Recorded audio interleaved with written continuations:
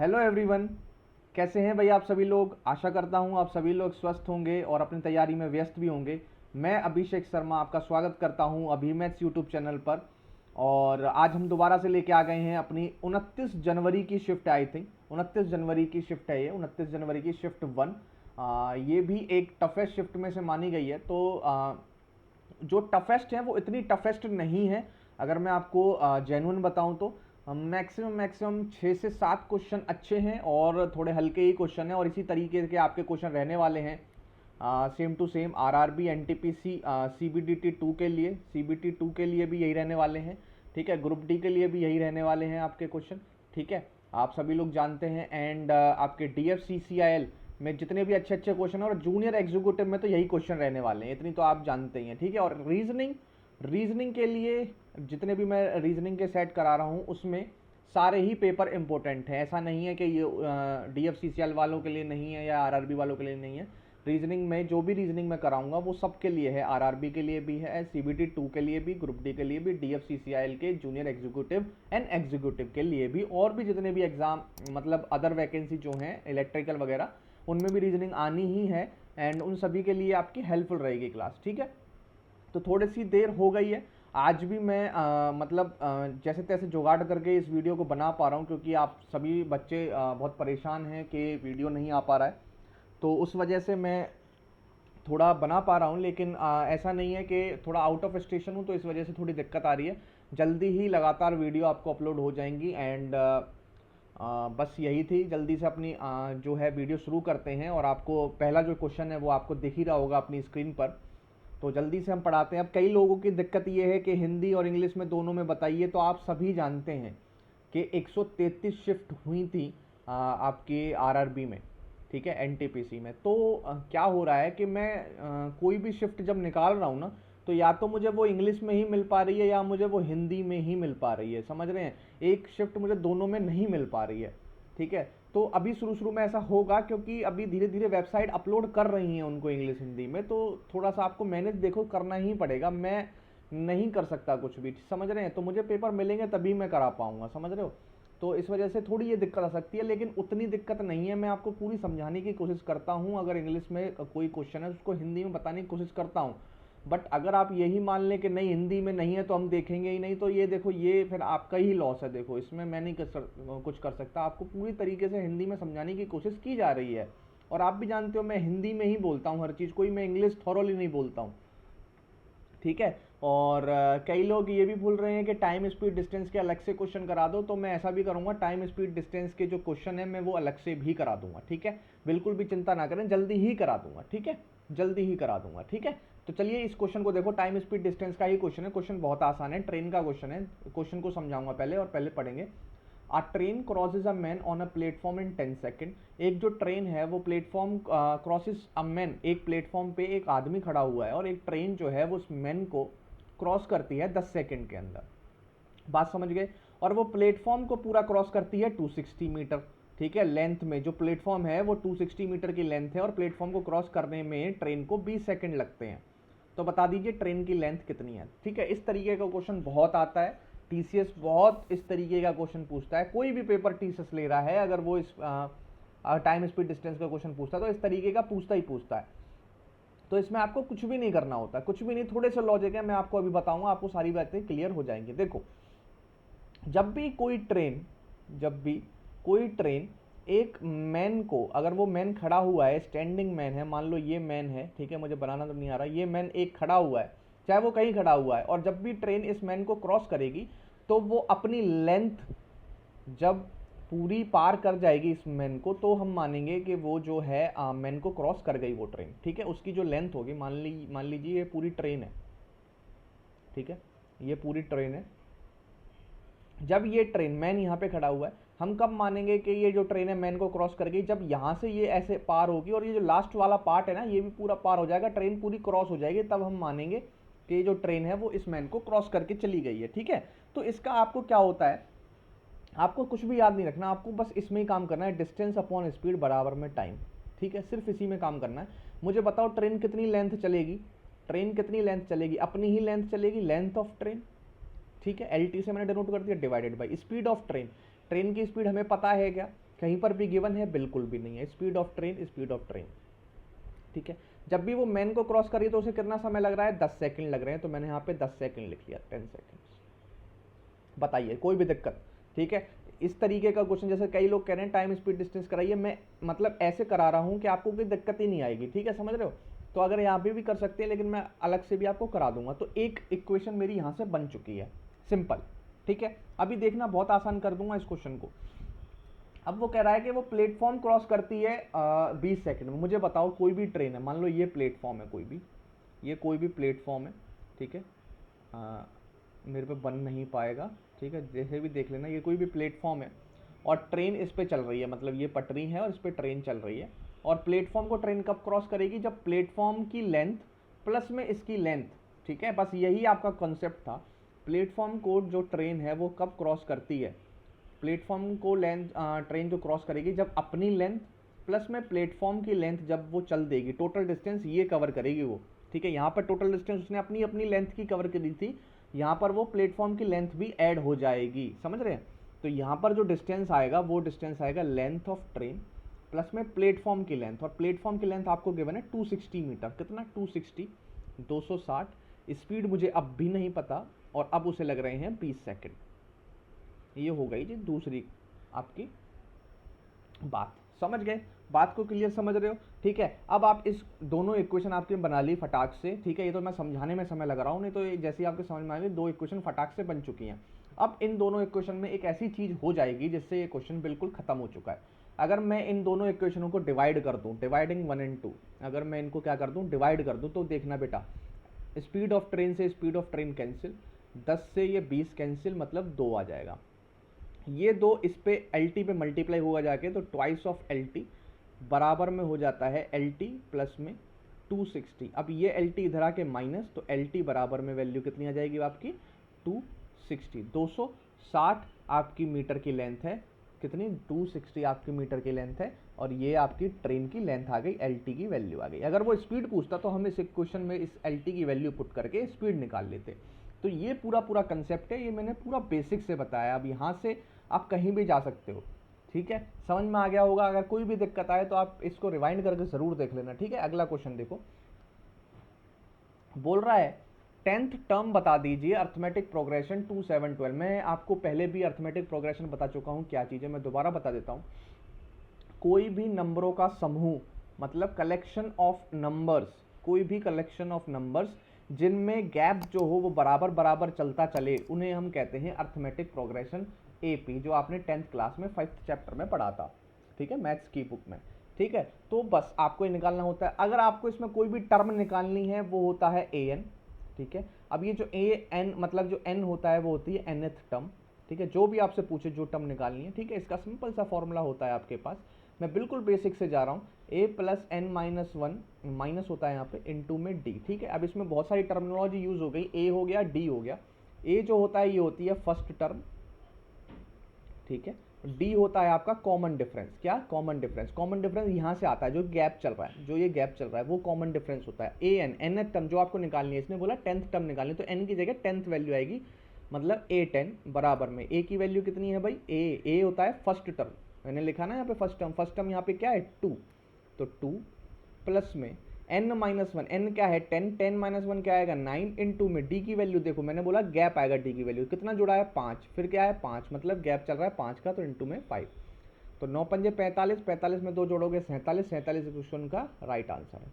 समझ गए होंगे। आगे चलते हैं थर्ड क्वेश्चन। देखो SCF ऑफ 2 नंबर इज 11, दो नंबरों का SCF 11 है, LCM उनका 330 है, एक नंबर 55 है, तो अगर दूसरा नंबर बताइए। मैंने आपको इस तरीके के कितने क्वेश्चन कराए हैं TFCCIL की, जब मैंने आपको चैप्टर वाइज जब पेपर कराए थे, तो नंबर सिस्टम में SCF LCM में मैंने बहुत तरीके के क्वेश्चन कराए हैं। किसी की बच्चों को अगर डाउट है नंबर सिस्टम का, अगर आपको क्वेश्चन करने हैं, तो आप मेरी DFCCIL की प्लेलिस्ट में जाना, चैप्टर वाइज में, उसमें नंबर सिस्टम का LCM SCF का अलग सेक्शन बना रखा है प्लेलिस्ट के अंदर। वहाँ से मैंने बहुत सारे क्वेश्चन आपको करा रखे हैं, और वही करा रखे हैं जो पेपर में आए हैं लगातार 2-3 साल से। तो इसमें भी मैं बता देता हूँ, कुछ नहीं है, एक सिंपल सा फॉर्मूला आपको याद करना होता है। SCF गुना में LCM बराबर होता है फर्स्ट नंबर इंटू में सेकंड नंबर, बस और कुछ भी नहीं, ठीक है। SCF क्या है? 11, LCM क्या है आपका? 330, और फर्स्ट नंबर क्या है 55, दूसरा नंबर हमें निकालना है, ये हम सेकंड नंबर मान लेते हैं, बस इसको निकाल दो, खत्म करो कहानी। ठीक है, कैसे निकालोगे, बस कर दो, 11 से काटोगे तो 11 पंजे 55 और 5 से काटोगे 5 छंग 30 और 5 छंग 30 66 आ जाएगा। 66 क्वेश्चन का क्या है राइट आंसर है। और लगा के हम अगले क्वेश्चन पढ़ेंगे फोर्थ क्वेश्चन पे। कॉट इनवर्स -1/√3 क्या आएगा भाई, कॉट इनवर्स -1/√3। ठीक है, अब कई बच्चों ने ट्रिग्नोमेट्री पढ़ी होगी, इनवर्स नहीं पढ़ी होगी, क्योंकि इनवर्स 11th में आती है, समझ रहे हैं। तो मैं दोनों तरीके से बताता हूँ, जिन्होंने पढ़ी है उनके लिए तो कोई दिक्कत है ही नहीं। ठीक है, ये क्वेश्चन है इनवर्स ट्रिग्नोमेट्री का, जो आपने 11th में पढ़ी होगी। तो 11th में कई बच्चे मैथ छोड़ चुके होंगे, क्योंकि 10th तक तो सबने पढ़ी है। ठीक है, तो मुझे छोटी सी आप बात बताओ, अगर मान लो कॉट इनवर्स ना हो के ये कॉट होता, कॉट -1/√3 होता। जिन्होंने 11th जो है नहीं पढ़ी है मैथ से, उनके लिए बता रहा हूँ। ठीक है, जिन्होंने पढ़ी है उन्हें तो समझ में आ ही जाएगी चीज़, कोई दिक्कत नहीं है। मैं आपसे कह रहा हूँ कि -1/√3 बता दो कॉट में क्या वैल्यू आएगी। ठीक है, वही कॉट इनवर्स में भी आएगी, तो घबराए ना, समझ रहे हैं, वही कॉट इनवर्स में आएगी। बस मुझे ये बता दो, अब माइनस भी मत देखो, 1/√3 कॉट में कब आती है, इतना तो बता सकते हो। 10 में 1/√3 कितने पे आती है, 30 पे। कॉट में कब आती है, 60 डिग्री पे। क्या आती है, 60 डिग्री। 60 डिग्री को रेडियन में कन्वर्ट करने के लिए कुछ नहीं करने होते, डिवाइडेड बाई क्या करते हैं 180/पाई से मल्टीप्लाई कर देते हैं। 180/पाई बाई 180 से क्या करते हैं मल्टीप्लाई कर देते हैं, तो 60/3। तो वैल्यू आनी है पाई/3। कितनी आनी है, पाई/3। 60 डिग्री को हम रेडियन में लिखते हैं तो वो पाई/3 होता है। ठीक है, ये रेडियन का निशान होता है, ये वाला रेडियन का। ठीक है, बेसिक चीज़ें हैं ये, पाई/3। तो लेकिन यहाँ पर है माइनस, तो उत्तर पाई/3 तो नहीं होने वाला है। ठीक है, अब ऑप्शन पे आओ, पाई/6 हो सकता है, नहीं, उत्तर तो पाई/3 में आएगा। पाई/6 का क्या काम, काट दिया। पाई/3 हो सकता है, नहीं, क्योंकि पाई/3 पॉजिटिव में होता तो हो जाता, पाई/3 नहीं हो, प्लस में नहीं होगा। बात समझ में आ गई। ठीक है, अब नीचे क्या है भाई 3 है ना, तो यहाँ पर भी नीचे क्या है 3 है, बस यही उत्तर राइट आंसर है।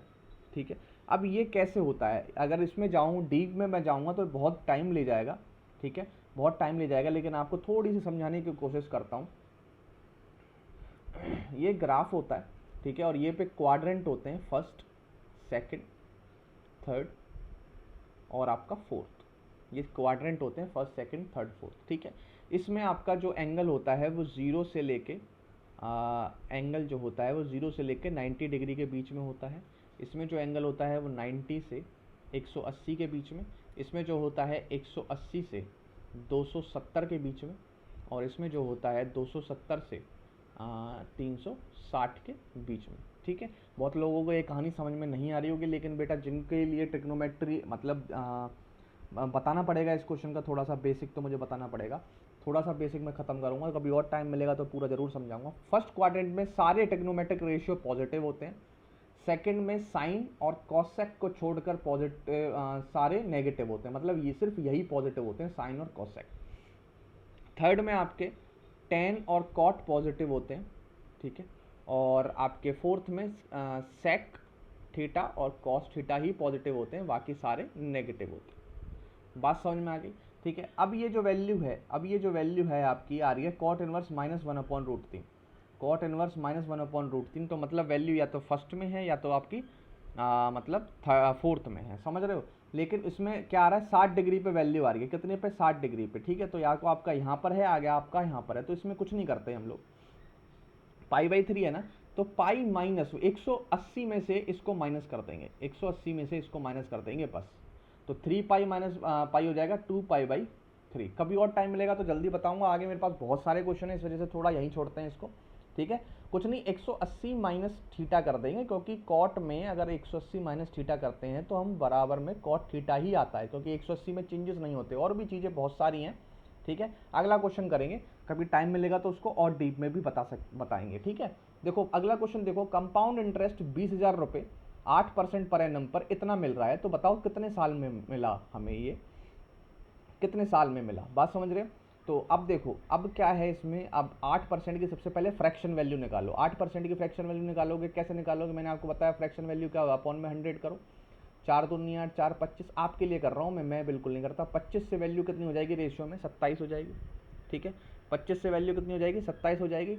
एक साल में तो आपका नहीं बढ़ रहा है ये, क्योंकि एक साल में आपको कितना मिलेगा, अगर 8% निकालोगे, 8 दूनी 16, 1600 रुपये मिलेंगे। नहीं बढ़ रहा ना, एक साल में तो नहीं मिल रहा ना। अगले साल दोबारा लोगे तो 1600 रुपये कितने भाई, 8 8 कितने, 1600 से ऊपर ही मिलेंगे, 1600 से तो ऊपर ही मिलेंगे ना। क्योंकि 2 साल की अगर आप ये निकालो टोटल इंटरेस्ट कितनी आती है, 8 + 8 बटे में 100, यही आती है। 8 8 16, 16 + 64 पॉइंट में 64, ठीक है। वैल्यू कितनी आ गई है, 16.64, ठीक है। और ये वैल्यू कितनी है, अगर आप 16 भी निकालते हो तो 16 दूनी कितना होता है, 32, तो 3200 से तो ऊपर वाली आ रही है, ठीक है। तो आपकी कितनी आ जाएगी, 2 साल आ जाएगा डायरेक्ट। आप इसको डायरेक्ट भी निकाल सकते हैं, आपको ये रेशियो में जाना ही नहीं था, ठीक है। अगर ये वैल्यू और थोड़ी ज़्यादा होती, मान लो अगर थ्राइस जारी होती, तो वो कम से कम 25% के आसपास होती, क्योंकि 8 8 8 कदम 24 तो हो जाते, तो वो 25% के आसपास होती। तो आप इसको लॉजिक्स को लगा सकते थे और क्वेश्चन को निकाल सकते थे। अगला क्वेश्चन देखो, एलसीएम बताना है आपको 6 72 120 का। तो बहुत आसान क्वेश्चन है, इसमें कुछ भी नहीं है। 6 72 120 का आपको एलसीएम देखना है, तो बस 120 के मल्टीपल चेक कर लो, और जो ये इसे भी काटें, जो इसे भी काटें, ठीक है। 320 120 को मल्टीपल है ही नहीं, 140 भी नहीं है, 280 भी नहीं है, 360 ही पॉसिबल है। लगा के आगे बढ़ जाएंगे 7वें क्वेश्चन पे, ठीक है। 7वां क्वेश्चन देखें आप, find the area of triangle form by 10 -10 and 0 1। देखो इस क्वेश्चन को, देखो कैसे करोगे इस क्वेश्चन को, देखो एक बार समझने की कोशिश करना। मैं एक बार ऐसे बना लेता हूँ ग्राफ टाइप, ठीक है। ये 0 होता है, यहाँ x एक्सिस होता है, यहाँ y एक्सिस होता है, ये x डैश होता है, और ये y डैश, मतलब y डैश x डैश होता है, x की नेगेटिव वैल्यू, यहाँ पर y की नेगेटिव वैल्यू, ठीक है। एक बार इसको प्लॉट करो, 1 0, x 1 है और y 0। मान लो ये मैं 1 ले लेता हूँ, यहाँ मैं 2 ले लेता हूँ, और यहाँ मैं 3 ले लेता हूँ, क्योंकि सब 1 1 में है। यहाँ मैं 1 ले लेता हूँ, यहाँ पे मैं 2 ले लेता हूँ, ठीक है। और यहाँ पे मैं -1 ले लेता हूँ, ये -2, और यहाँ पे मैं -1 और -2, ठीक है। यहीं पर मेरा काम बन जाएगा, क्योंकि सब 1 1 में वैल्यू। अब उसने बोला 1 और 0, 1 0 को जब आप प्लॉट करोगे तो 1 x है, 0 y है, तो मतलब ये वाला पॉइंट। अगला है -1 0, -1 ये रहा भाई, -1 0, -1 ये रहा आपका ये वाला पॉइंट। अगला है 0 1, मतलब ये वाला पॉइंट। क्या है, ये वाला पॉइंट, समझ रहे। अब इसे बना लो, क्या करो, बना लो। जो 3 पॉइंट है इन्हें मिला लो, ये मैंने मिला लिए, ये मैंने मिला लिए, ठीक है। ये ट्राइंगल आपको दिख रहा है, बिल्कुल। एरिया ऑफ ट्राइंगल आपको निकालना था। एरिया ऑफ ट्राइंगल आप क्या होता है, एरिया ऑफ ट्राइंगल होता है half into base into height, यही होता है एरिया ऑफ ट्राइंगल, ठीक है। देखो हाफ लगाओ, बेस, बेस देखो बेटा, यहाँ पे, यहाँ क्या है, -1 है, -1 पे 0 पे जाओगे तो एक वैल्यू, तो यहाँ जा रहे हो आप प्लस में, फिर एक वैल्यू यहाँ जा रहे हो, तो मतलब बेस कितना हो गया, 2, ठीक है। हाइट क्या है, हाइट देखो यही दिख रहा है आपको, ये हाइट है, कितनी वैल्यू है, 1, तो 1 आपकी क्या है, हाइट है। 2 से 2 खत्म, 1 आपका area of triangle square unit आपका उत्तर हो जाएगा, ठीक है। बात समझे नहीं समझे, मेरे ख्याल से इससे आसान तरीका आपको समझाने का नहीं हो सकता। DFCCL वाले बच्चे इस तरीके का क्वेश्चन करके जाना, क्योंकि बहुत आसान क्वेश्चन है और बिल्कुल दे सकता है, कोई भी ऐसी दिक्कत नहीं है कि ना दे, ठीक है, बिल्कुल दे सकता है इस तरीके का क्वेश्चन। अगला क्वेश्चन देखेंगे, क्वेश्चन नंबर 8 क्या कह रहा है, by selling an article at 90% of the mark price there is a loss of 7%। If the article is sold at the mark price the percentage profit will be. बहुत ही आसान question, और इसका आपको एक लाइन में शॉर्टकट बताता हूँ, ठीक है। खत्म करूंगा एक लाइन में, सिर्फ एक लाइन में। देखो मैं मान लेता हूँ MP जो है 100 रुपये है, ठीक है। उसने बोला 90% पे बेचूंगा, 100%, 100 रुपये का 90% मतलब 90 रुपये। 90 रुपये पे जैसे ही आपने बेचा, तो CP का उसको 7% का लॉस हुआ, तो CP का उसको सिर्फ 93 रुपये मिला, या 93% मिला। मैं बोल देता हूँ CP का उसे सिर्फ 93% मिला। यहाँ मैं बात कर रहा हूँ CP के अकॉर्डिंग, यहाँ मैंने बात करी MP के अकॉर्डिंग, ठीक है। 90 रुपये पर उसको सिर्फ CP का 93% मिला, क्योंकि 7% लॉस हो गया, ठीक है। वो बोल रहा है अगर मैं 100 रुपये में बेचूँ, मार्क प्राइस को दोबारा 100 रुपये में बेचूँ, तो यहाँ से 1 पे आओ, पहले 1 पे आओगे तो 1 रुपये की बेचोगे तो ये होगा आपके साथ 93/90, और जब 100 रुपये की बेचोगे तो इनटू में 100 होगा, यही होगा। इसको सॉल्व कर लो, आपका क्वेश्चन खत्म हो चुका है। यहाँ जो भी यहाँ से वैल्यू आएगी उसको 100 में माइनस कर देना, वही आपको प्रॉफिट होगा। देखो 3 एकम 3 तिया 9, 3 एकम 3, 3 तिया 9, तो वैल्यू आ जाएगी 3100 अपॉन में 30, 3 से काटो 0, तो वैल्यू आ जाएगी 310/3, डिवाइड करोगे 3 एकम 3, ठीक है, और 3 तिया 9, ठीक है, या 100 आ जाएगा, 300 होता 100 आ जाता, प्लस में 10/3, तो 100 तो आपका CP है ही, मतलब 100 रुपये तो CP होगा ही, 100% तो एक CP आ गया। उसके अलावा वैल्यू कितनी आएगी, 10/3, 10/3 परसेंटेज में कितना आएगा, 3.33%। तो प्रॉफिट कितना हुआ, सिर्फ ये प्रॉफिट हुआ है, 100% तो CP की वैल्यू है, तो ये प्रॉफिट आया 3.33%। यहाँ खत्म, एक लाइन में क्वेश्चन खत्म, ठीक है। इससे शॉर्ट क्वेश्चन, इस क्वेश्चन को इससे शॉर्ट आप नहीं कर सकते, ठीक है। तो चलिए अगला क्वेश्चन करते हैं। एक ट्रेन है, पास करती है दो ब्रिज को, एक 600 मीटर लंबा है, एक 200 मीटर लंबा है, एक को वो 80 सेकंड लेती है पार करने में, एक को 40 सेकंड लेती है, तो बताइए ट्रेन की लेंथ क्या है। आसान है, नहीं है? ठीक है, वही क्वेश्चन है, उसी टाइप का क्वेश्चन है। तो मैं अब देखो, आप बिल्कुल नहीं समझाऊंगा, जल्दी जल्दी क्वेश्चन करूंगा। लेंथ ऑफ ट्रेन प्लस में 600 मीटर का ब्रिज, स्पीड ट्रेन की बराबर में 80 सेकंड लगेंगे। लेंथ ऑफ ट्रेन प्लस में 200 अपॉन में स्पीड ऑफ ट्रेन बराबर में 40 सेकंड लगेंगे। ठीक है, दोनों को मैं क्या कर दूंगा, डिवाइड दे दूंगा, डिवाइड दे दूंगा, डिवाइड दे दूंगा। तो 40 दूनी 80, एस टी से एस टी कैंसिल आउट हो जाएगा, ये दो यहीं रह जाएगा। ठीक है, और इस दो को यहाँ पे मल्टीप्लाई कर देंगे तो वैल्यू बचेगी एल टी प्लस में 600 बराबर में twice of L T plus में 2 दूनी 400। एल टी से इधर नेगेटिव, तो एल टी बराबर में वैल्यू इतनी आ जाएगी 200। 200 ही इस क्वेश्चन का राइट आंसर है। ठीक है, चलें आगे। अगला question, 10th question. A sum of money amount to 3 times the original sum in 15 years. How many years will the original sum amount to 5 times of itself at the same rate of simple interest? ठीक है, बहुत ही आसान question है। ठीक है, आपको कुछ नहीं करना है इसमें। वो कह रहा है कि एक मनी है और वो 3 गुना हो जाता है सम ऑफ टाइम में। मुझे बताओ, अगर ये 1 रुपये था, 3 साल में वो 3 रुपये हो जाता है। ठीक है, तो कितना बढ़ गया भैया? 2 रुपये बढ़ गया। किसकी वजह से? सिंपल इंटरेस्ट की वजह से। बस यहाँ से रेट निकाल लो। ठीक है, यहाँ से क्या निकालो? रेट। 2 रुपये एसआई आ गया, 1 रुपये प्रिंसिपल था, 15 साल में ऐसा हुआ, रेट हमें पता नहीं, अपॉन में 100। ठीक है, 5 दिया 15, 5 20, रेट आपकी यहाँ से आ जाएगी 40/3%। ठीक है, उसने बोला आप 5 गुना कराना है, तो मतलब 5 गुना कब होगा? तो एसआई कितने होगा? 1 रुपये से 5 रुपये, तो बीच में एसआई कितना आ जाएगा? 4 रुपये। तो 4 रुपये एसआई, 1 रुपये प्रिंसिपल, रेट आपकी 40/3 परसेंटेज का अपॉन में 100, टाइम हमें पता नहीं। ठीक है, 40 से ये 4 गया, 1 0 से ये 1 0 गया, यहाँ बचा 30, और ये टाइम की वैल्यू जब इधर आ जाएगी 30 मल्टीप्लाई में, तो टाइम की वैल्यू आ जाएगी आपकी 30। तो उत्तर क्या होगा? 30। Easiest method. ठीक है, बेसिक मेथड। ठीक है, चलें आगे, समझ में आ गया होगा। अगला क्वेश्चन देखो, 11वां। अगला क्वेश्चन करते हैं, क्वेश्चन नंबर 11। ठीक है, पहले क्वेश्चन को समझते हैं क्या कह रहा है। A car completes a journey in 18 hours covering it the first half of the journey at a speed of 40 kilometre per hour and second half of the journey at a speed of 50 kilometre per hour, find the distance of the journey. देखो, बहुत ही बढ़िया question है। ठीक है, और इसमें गलती के चांसेस बहुत ज़्यादा हैं, और आप समझेंगे मैं तो सही करके आया हूँ, मेरे सारे सही हो गए मैथ के क्वेश्चन, और जबकि ये क्वेश्चन आपको गलती करा सकता है। कैसे गलती करा सकता है? अगर आपने ये इंटरप्रेट कर लिया इसमें कि 18 घंटे की बात हो रही है और 9 घंटे में उसे ऐसे चला देता हूँ और 9 घंटे में वैसे चला देता हूँ, तो आपका बेड़ा गर्क हो गया आपका वहीं पे। ठीक है, आप खत्म, आपके मार्क्स गए। ठीक है, 1 नंबर क्वेश्चन का भी गया और 1/3 आप नेगेटिव भी ले गए। ठीक है, कई बच्चों को बात समझ में नहीं आई होगी। एक बार मैं पहले गलती बताता हूँ, आप गलती क्या करोगे। 18 घंटे सोच के उसने बोला फर्स्ट हाफ सेकंड हाफ, तो आप सोच लोगे 9 घंटे एक तरफ, 9 घंटे एक तरफ, बराबर बराबर आपने घंटे बांट लिए। 40 किलोमीटर प्रति घंटे की रफ्तार से 9 घंटे जाओगे तो 9 चौक 36, 360 किलोमीटर तो आप यहाँ चल दोगे, और यहाँ पर 50 किलोमीटर प्रति घंटे की रफ्तार से चलोगे तो 9 पंजे 45, 450 किलोमीटर आप यहाँ चल दिए। टोटल किलोमीटर हो गए आपके 810 किलोमीटर, और उत्तर में भी आपको दिख रहा है, 2 ऑप्शन लगा के आगे बढ़ जाएंगे। और मैं बाप से मानता हूं कि 90% बच्चे इसी को क्लिक करके चले गए होंगे आगे, जबकि ये है गलत। ऐसे तो इसको करना ही नहीं था। उसने कहाँ बोला है कि 9 घंटे टाइम बराबर है? उसने कहीं ये नहीं बताया भाई जी आपको टाइम 9 घंटे लेना है। ठीक है, उसने कहा first half of the journey and second half of the journey. मुझे आप बताओ, जब भी आप किसी के घर जा रहे होते हो, ठीक है, मान लो वो 50 किलोमीटर का घर हो, मतलब आप जहाँ चले हैं उसकी दूरी और 50 किलोमीटर की दूरी होती है, तो आप कभी टाइम जोड़ के नहीं बताते कि आधा टाइम निकल गया है, आधे टाइम में हम पहुंच जाएंगे। समझ रहे हो? आप बताते हैं डिस्टेंस से देख के। समझ रहे हो कि 25 किलोमीटर हमारा हो चुका है, 25 हमें और चलना है। इस हाफ में बात करोगे आप, कभी भी टाइम के बारे में बात नहीं करोगे। क्या पता आगे 2 घंटे और लग जाए आपको। तो टाइम के रिलेशन में आपको कभी भी इस क्वेश्चन को इंटरप्रेट नहीं करना है, आपको डिस्टेंस के हिसाब से इसको इंटरप्रेट करना है। मेरी बात समझ गए? तो डिस्टेंस के हिसाब से इंटरप्रेट करना है, तो इसको ऑप्शन से ले चलो।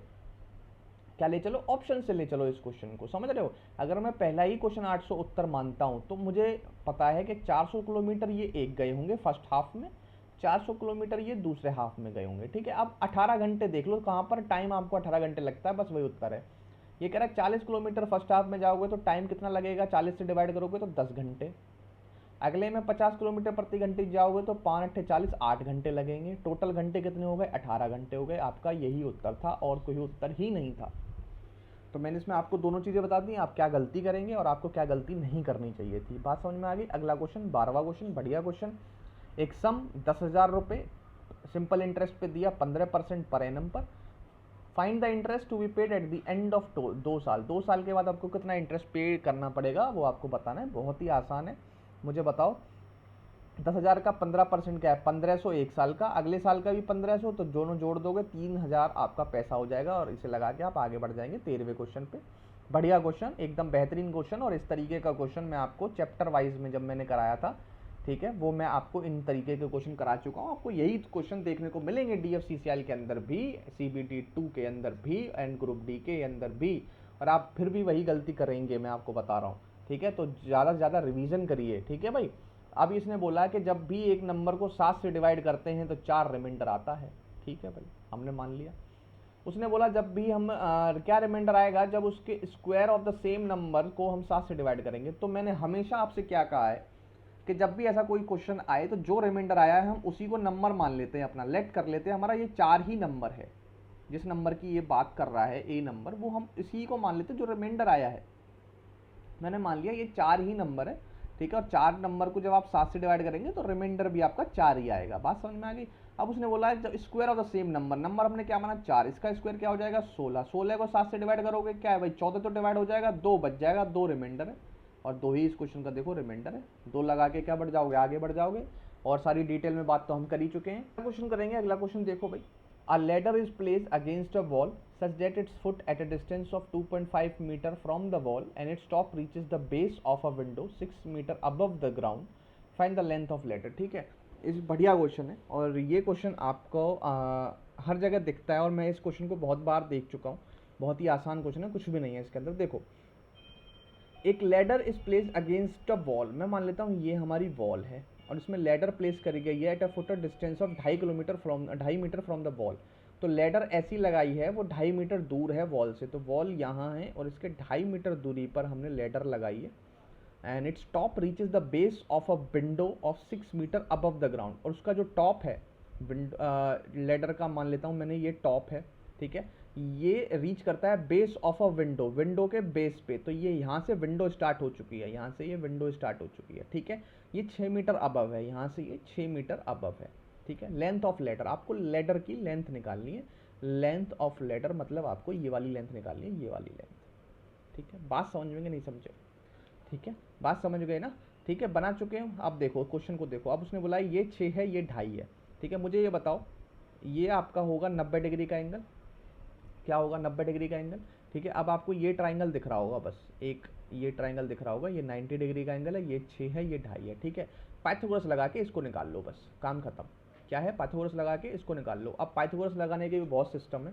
ठीक है, अब मैं रेशियो भी निकाल लेता हूँ। पाइथागोरस लगानी है तो आप पाइथागोरस लगा लेना, नहीं तो मैं रेशियो भी निकाल के ट्रिपलेट चेक कर लूँगा क्या है। तो ये पॉइंट हटाऊंगा, सबसे पहले 10 का मल्टीप्लाई करूँगा 60 और ये 25, 5 से डिवाइड करूँगा, 5 से मल्टीप्लाई डिवाइड करूँगा तो 5 12, ये आ जाएगा 55 25, 5 12। और अगला क्या होता है ट्रिपलेट, आपको याद है 5 12 13।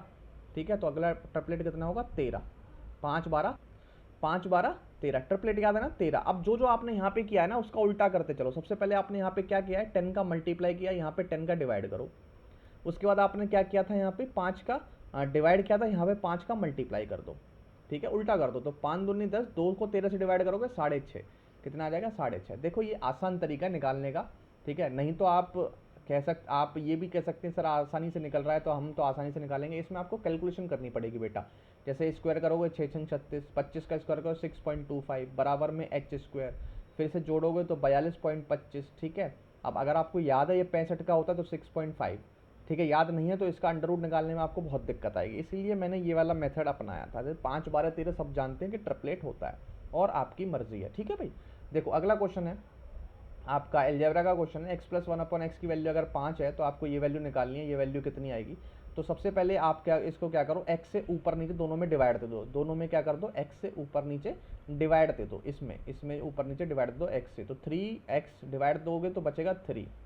यहाँ पे डिवाइड दोगे बचेगा बेटा 2x, यहाँ पे बचेगा 2/x और यहाँ पे बचेगा माइनस में 5। ठीक है, इसे सॉल्व करेंगे 3/2, अगर मैं कॉमन ले लूँ वैल्यू बचेगी x प्लस 1/x और माइनस में 5 बचेगा। ठीक है भाई, 3/2 इंटू एक्स प्लस 1/x की वैल्यू क्या आपको गिवन है, 5 गिवन है, 5 रख दो माइनस में 5, तो 5 दूनी 10, 10 में से 5 गया 5, 3/5 आपका क्या है, राइट आंसर है। और अगला क्वेश्चन 16। ठीक है, 16वां क्वेश्चन देखेंगे। राहुल बॉट अ स्वेटर और सेव 200 रुपये when discount of 25% was given. उसने बोला राहुल एक स्वेटर लेके आ रहा है, उसने 200 रुपये का फायदा किया कि 25 रुपये का जब डिस्काउंट हुआ तो 200 रुपये का फायदा किया, तो मतलब 25% की वैल्यू ही आपकी क्या हो गई, 200 हो गई। क्या हो गई भाई, 200 हो गई ना। तो 25 अट्ठे 200 कितने, 100% की वैल्यू कितनी हो गई, 800। तो स्वेटर का प्राइस था कितना डिस्काउंट से पहले, 800 रुपये था, 100%। ठीक है, बहुत ही आसान हो गया ये दो क्वेश्चन, समझ में भी आ गया होगा। अगला क्वेश्चन देखो 17वां, बहुत ही इजी, कुछ भी नहीं है। जब भी बेस सेम होता है और वैल्यू डिवाइड में होती है, मैं दिखा देता हूँ आपको। जब भी बेस सेम होता है, जैसे x की पावर a है और इनटू में x की पावर b है, मतलब ये x और x बराबर है, और जब भी ये मल्टीप्लाई हो रहे होते हैं तो बेस जो है वो ऐड हो जाता है, x की पावर a प्लस b हो जाता है। बहुत ही बेसिक सी चीज़ें हैं। जब भी x की पावर a होती है और वो डिवाइड में x की पावर b होती है, तो जो बेस जब सेम होता है, x और x बराबर बराबर होते हैं, तो x की पावर a माइनस b हो जाता है। ठीक है, इतना तो आप समझ गए। तो यहाँ पे वैल्यू जाएगी 7, 7 की पावर 1/5 माइनस 1/3, बस इसका एलसीएम ले लो, ये हो जाएगा भाई 15, 3 इधर 5 इधर, तो -7 की पावर -2/15, 7 की पावर -2/15, ये आपको यहाँ दिख रहा है। इसको लगा के उत्तर को आगे बढ़ जाओ 18वें क्वेश्चन पे। The cost of a pair of a roller skates 450। कोई चीज़ है ये रोलर स्केट्स, मैं तो जानता नहीं हूँ, शायद वो है जिसमें रोल करते हैं, आप देख लेना क्या है ये। ठीक है, 450 रुपये का है। ठीक है, और उस पर सेल टैक्स चार्ज लगता है 5%। बिल अमाउंट बता दो, तो बेटा 450 रुपये तो उसकी कॉस्ट है, प्लस में आपको 5% और देना पड़ेगा 450 रुपये का, फिर जाके बिल बनेगा, यही तो बनेगा। तो बस 450 तो आपको मिलेगा ही मिलेगा, ये 5% और लगा दो। कैसे लगाओ, मल्टीप्लाई कर दो, 55 25 5 दो, 5 चौक 20 दो 22, और 1 जीरो तो यहाँ मिल गया आपको, 1 जीरो आपको नहीं मिला, नहीं मिला तो इसको पॉइंट लगा दो बेटा यहाँ पे। जैसे ही आप यहाँ पे जोड़ दोगे तो वैल्यू हो जाएगी 52747 ठीक है, अगला क्वेश्चन देखेंगे, 20th क्वेश्चन देखेंगे। एक number lies between the cube of 11 से 12। एक नंबर है जो 11 और 12 के क्यूब के बीच में लाई करता है। If a number is divisible by twice of 80 and 6 both, what will be the number. देखो बहुत ही आसान क्वेश्चन, इस क्वेश्चन को पढ़ोगे तो आपको लगेगा इस क्वेश्चन को कैसे ट्रीट करें, कैसे जाएं, क्या करें, आपको कुछ चीज़ें समझ में नहीं आएंगी। लेकिन जैसे ही आप ऑप्शन से जाएंगे इस क्वेश्चन में, तो क्वेश्चन खत्म हो चुका है, कुछ भी नहीं बचा क्वेश्चन के अंदर, कुछ भी नहीं बचा, मैं आपको बता रहा हूँ। सबसे पहले उसने बोला नंबर लाई करेगा 11 और 12 के क्यूब के बीच में। तो 11 का क्यूब अगर आपको नहीं पता तो आपको टाइम लगेगा। 11 का क्यूब होता है भाई 1331, 12 का क्यूब होता है आपका 1728। तो जो नंबर लाई करेगा वो 1331 से 1728 के बीच में लाई करेगा, और जबकि चारों ऑप्शन इसके बीच में ही दिए गए हैं, तो ये चारों में से कुछ भी पॉसिबल है। तो यहाँ से एक बात तो क्लियर हो गई, तो इसे काट दो, इसका कोई मतलब यहाँ पे बचा ही नहीं, क्योंकि ऑप्शन आप एलिमिनेट नहीं कर पाए यहाँ से। उसने बोला if number is divisible by twice of 80, 80 का दुगने से नंबर वो डिवाइड हो जाएगा और 6 से भी हो जाएगा। ठीक है, सबसे पहले आप 6 बहुत ही आसान नंबर है, 6 मतलब 2 से भी और 3 से भी। जैसे मैंने देखा 2 से तो सारे डिविजिबल हो जाएंगे, जीरो हर जगह लगा हुआ है। 3 से देखो कौन कौन डिवाइड हो पा रहे हैं, 5 3 8 और 1 9, ये भी हो जाएगा। 6 और 1 7 5 12, ये भी हो जाएगा। 8 और 9 6 15, ये भी हो जाएगा। और 4 4 8 और 1 9, ये भी हो जाएगा। मतलब 3 से भी आप डिफाइंड नहीं कर पाओगे, 6 से सारे डिवाइड हो रहे हैं। 80 80 80 गुना 2, 80 गुना 2, 8 2 16, 160। क्या है 160। 160 के लिए अगर मैं आपको बताऊं 160 है, और मैंने आपको 16 की डिविजिबिलिटी बताई रखी है। ठीक है, 16 की आपको डिविजिबिलिटी मैंने बता रखी है, जिसमें भी लास्ट के, जैसे मैंने आपको बताया था 4 से डिवाइड कौन कौन से होते हैं, जिसमें लास्ट के 2 डिजिट 4 से डिवाइड हो रहे हो। 8 से कौन डिवाइड होते हैं, जिसमें लास्ट के 3 डिजिट 8 से डिवाइड हो रहे हैं। 16 से जिसमें लास्ट में 4 डिजिट 8 से 16 से डिवाइड हो रहे हो। इसी तरीके की बताई है मैंने। ठीक है, अब देखो 4 से 50 तो 4 से डिवाइड ही नहीं होता, 80 में तो 4 भी छुपा हुआ है, तो ये 1350 तो बिल्कुल भी पॉसिबल नहीं है। ठीक है, तो अब डायरेक्ट 16 से जाओ, तो 16 का पहाड़ा पढ़ो, 16 निम्मा 144, डायरेक्ट देख लो 16 निम्मा 144 ही पॉसिबल है। 16 के टेबल में ना तो 168 आता है, ना 156 आता है, ना 135 आता है, आपका काम खत्म हो गया। बात समझ में आ गई। अगला क्वेश्चन करें, 21वां क्वेश्चन देखो। A is 6 year older than B. A जो है वो 6 साल बड़ा है बी से। 10 साल पहले, एगो का मतलब पहले, हिंदी वाले लोग जिन्हें भी दिक्कत हो रही है, B age was 3 quarters of A age, 3 quarters of A age, find the present age of A. ठीक है, देखो बहुत ही आसान क्वेश्चन है, कह रहा है ए जो है वो बी से 6 साल बड़ा है। मैं मान लेता हूँ बी की x साल प्रेजेंट एज है और ए अगर 6 साल बड़ा है तो इसकी प्रेजेंट एज x प्लस 6 साल है। ठीक है, 10 साल पहले ए की एज जो होगी वो होगी x प्लस 6 माइनस 10 में माइनस कर दो, और इसकी होगी x माइनस 10 ईयर्स। इसकी हो जाएगी भाई x माइनस 4 और इसकी हो जाएगी x माइनस 10। बात क्लियर, कोई भी दिक्कत नहीं किसी भी तरीके की। ठीक है, ये इनकी प्रेजेंट 10 साल पहले की एज होगी। अब इस 10 साल पहले की एज में इन्होंने रिलेशन दिया है बी एज, बी की एज कितनी है x minus 10 was 3 quarters. 3 quarters का मतलब होता है 3/4, क्वार्टर्स का मतलब होता है 1/4, तो 3/4 ऑफ ए एज, ए की एज कितनी है x माइनस 4, x माइनस 4। ठीक है, बात क्लियर हो गई भाई आपको। ठीक है, अब ये 4 को यहाँ मल्टीप्लाई करो तो 4x, ठीक है, क्या आएगा भाई 4x माइनस में 40 और बराबर में वैल्यू आ जाएगी 3x माइनस में आपका 4×3 = 12। ठीक है, ये 4x 3x को इधर लेके आओ बचेगा x, और 40 को उधर लेके जाओ तो बचेगा भाई 40 में से 12 निकालोगे वैल्यू कितनी बचेगी 28, 28 बचेगी। x की वैल्यू भाई 28। आपसे पूछिए प्रेजेंट एज ऑफ ए की प्रेजेंट एज कितनी है x प्लस 6, 28 6 कितने होते हैं भाई साहब 34, 34 इस क्वेश्चन का क्या है राइट आंसर है। समझ में आ गया होगा। अगर वीडियो आपको अच्छी लग रही है प्लीज़ सब्सक्राइब जरूर करना चैनल को और लाइक का बटन दबाना मत भूलना। ठीक है, अब देखो इस तरीके का क्वेश्चन।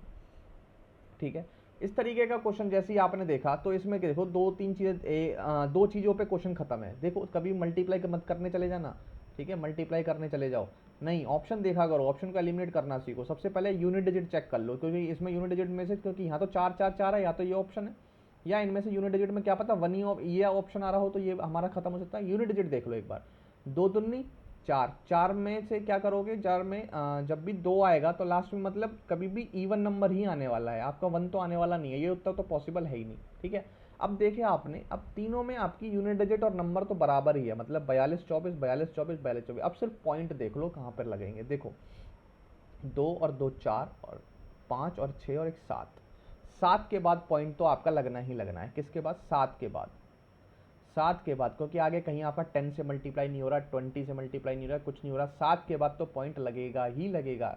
क्योंकि यहाँ पे तो 1 2 3 4 5 है, क्योंकि यहाँ मैक्सिमम है 7 के बाद, तो उत्तर 7 के बाद ही आने वाला होगा। तो देखो 1 2 3 4 5 6 7 8, यहाँ पे 8 के बाद है 1 2 3 4 5 6, यहाँ 6 के बाद है 1 2 3 4 5 6 7, 7 के बाद है, यही उत्तर पॉसिबल है, आगे कुछ पॉसिबल है ही नहीं। अगला क्वेश्चन देखो, if the difference between the exterior and the interior angle of a regular polygon is 60 degree with an interior angle being greater than the corresponding exterior angle, find the number of sides of the polygon। बहुत ही अच्छा question. ठीक है, और अगर आप लोगों ने नहीं पढ़े हैं इस तरीके तो भी कोई दिक्कत नहीं है, मैं आपको फॉर्मूला बता दूंगा, इस तरीके के क्वेश्चन तो आप यहीं ख़त्म कर सकते हो, कोई भी ऐसी दिक्कत नहीं है। ठीक है, मैं आपको ये बताने वाला हूँ कि इंटीरियर और एक्सटीरियर जब दोनों प्लस होते हैं, ऐड होते हैं, तो ये 180 डिग्री बनता है। इंटीरियर एक्सटीरियर जब भी ऐड होते हैं तो 180 बनता है। कैसे बनता है मैं आपको बता देता हूँ। मैं एक छोटा सा एग्जांपल आपको ट्राइंगल ही ले लेता हूँ। ठीक है, ट्राइंगल मैंने ले लिया, ये मैंने ए माना, ये मैंने बी माना, ये सी माना। अगर मुझे ये इसके इंटीरियर एंगल हुए, ये वाला ये वाला ये वाला, ये सारे इंटीरियर एंगल हुए। अगर मुझे इसके एक्सटीरियर बनाने हैं भाई तो मुझे थोड़ा सा ये लेंथ निकालनी पड़ेगी, थोड़ी सी ये लेंथ निकालनी पड़ेगी, और थोड़ी सी मुझे ये लेंथ निकालनी पड़ेगी, इधर की तरफ या उधर की तरफ। ठीक है, तो ये आपका भाई साहब बी का एक्सटीरियर हुआ, ये सी का एक्सटीरियर हुआ, और ये ए का एक्सटीरियर हुआ नहीं हुआ। ठीक है बेटा, आप देख रहे हो अगर मैं दोनों को मिला दूं, ये देखो 180 कंप्लीट स्ट्रेट लाइन बन रही है, बिल्कुल कंप्लीट स्ट्रेट लाइन बन रही है 180, कंप्लीट स्ट्रेट लाइन मिल रही है 180। ठीक है, तो इंटीरियर एक्सटीरियर का सम होता है 180 डिग्री का। ठीक है, उसने बोला इंटीरियर और एक्सटीरियर का डिफरेंस 60 है, और उसमें बोला इंटीरियर बड़ा है, तो यहाँ आ जाएगा इंटीरियर, यहाँ एक्सटीरियर, इनका डिफरेंस कितना है 60 है। इनको क्या कर दो, दोनों इक्वेशनों को ऐड कर दो, ऐड करते ही एक्सटीरियर तो खत्म हो जाएगा, 2 ट्वाइस ऑफ इंटीरियर बचेगा 240, और इंटीरियर बचेगा 120, और एक्सटीरियर बचेगा आपका 60। क्या बचेगा 60। अब नंबर ऑफ साइड्स कैसे पता चलती हैं, मैं आपको बताता हूँ। नंबर ऑफ साइड्स पता चलती हैं, नंबर ऑफ साइड्स बराबर फॉर्मूला होता है 360 डिग्री अपॉन में एक्सटीरियर एंगल। एक एक्सटीरियर एंगल कितने का है। ठीक है, तो नंबर ऑफ साइड्स बराबर 360 अपॉन में एक्सटीरियर, तो नंबर ऑफ साइड बराबर 360, और एक्सटीरियर एंगल कितने हैं 60 का, 0 0 6 6 36, नंबर ऑफ साइड्स कितनी हो गई 6 6। इस क्वेश्चन का क्या है राइट आंसर है। ठीक है, समझ गए होंगे। ठीक है, आज की क्लास का लास्ट क्वेश्चन ये आपकी टीवी स्क्रीन पर ये रहा। ठीक है, इसको सॉल्व करना करें और देखें किस तरीके से आसानी से कॉल कर सकते थे। ठीक है, देखो 5000 जो है वो 5900 बन जाता है एक साल के अंदर। ठीक है, और सिंपल इंटरेस्ट में काम चल रहा है, तो मतलब सिंपल इंटरेस्ट निकाल लो, एक साल में 5000 से 5900 बन जाता है, तो 900 रुपये SI मिल रहा है मुझे। कितने पे? 5000 पे। इंटू में 100% लगा दूँ तो मुझे रेट मिल जाएगी। क्या मिल जाएगी भाई? रेट परसेंटेज आ जाएगा। ठीक है, दो जीरो देखो, 2 जीरो से तो ये 2 जीरो खत्म, 1 जीरो से 1 और 5 से 90 जाएगा तो 18, तो रेट आ जाएगी आपकी 18%। रेट आ गया 18%। अब उसने बोला 8000 becomes the end of 5 year at the same rate of interest, तो 8000 रुपये हैं 18% पर 5 साल के लिए। ठीक है, क्या पूछा उन्होंने? अमाउंट हो जाएगा, तो अमाउंट ये आपका SI आएगा आपको इतना। ठीक है, और इसे निकाल के आप क्या करेंगे? 8000 से जोड़ लेंगे, तो 2 जीरो से तो 2 जीरो खत्म, 18 पंजे 90 और 9 8 72, 720 रुपये, मतलब 720 रुपये, 7200 रुपये आपको मिलेंगे। 8000 आपके पास प्रिंसिपल था, 8000 आप इसमें जोड़ लेंगे, 8 और 7 15, 15200 आपका अमाउंट हो जाएगा। ठीक है, 15200 आपका क्या हो जाएगा? अमाउंट हो जाएगा। ठीक है, तो ये थे आपके 24 सवाल। ठीक है, 24 सवाल जो भी मुझे अच्छे लगे। ठीक है, और तो मेरे ख्याल से पीछे शायद DI रह गई हैं, DI मैंने छोड़ता हुआ चल रहा हूँ क्योंकि DI को मैं इकट्ठा करा दूंगा। DI रह गई हैं और कुछ बहुत ही छोटे छोटे सवाल और भी बेसिक बेसिक से सवाल रह गए जिनको मुझे नहीं समझ रहा था, मैं उनको लेना चाहिए था, तो मैंने वो छोड़ दिए। ठीक है, तो ऐसा नहीं है टफेस्ट में बहुत सारी टफ है। ठीक है, ये बस कहने वाली बात है, क्वेश्चन अच्छे हैं, ऐसा भी नहीं है कि बहुत ज़्यादा टफ है और ऐसा भी नहीं है बहुत ज़्यादा आसान है। चीज़ें आपको पता होनी चाहिए जो आपको नहीं पता थी, उस वजह से ये टफ शिफ्ट कहलाई जा रही हैं। और अगर आप इनको करके चले जाएंगे तो भाई CBT 2 में सिलेक्शन भी ले लेंगे।